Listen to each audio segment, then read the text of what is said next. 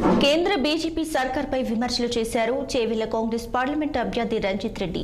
సంవత్సరానికి 2 కోట్ల ఉద్యోగాలు ఇస్తామని యువతను మోసం చేసిందంటూ ఆరోపించారు.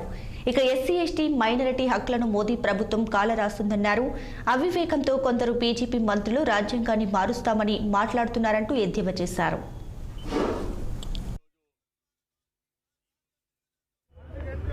ఈరోజు పెద్దలు గౌరవనీయులు భారతరత్న మన రాజ్యాంగ రూపకర్త డాక్టర్ బిఆర్ అంబేద్కర్ గారి 133వ జయంతి సందర్భంగా ఆయనను స్మరించుకుంటూ నిజంగా మనం అందరం నివాళి అర్పిస్తాం, స్మరించుకుంటాం. ఎంతోమంది మహాపురుషులను చూసినాం ప్రపంచం మొత్తంలో చూసిన మహాపురుషులలో చరిత్ర సృష్టించిన చాలామంది.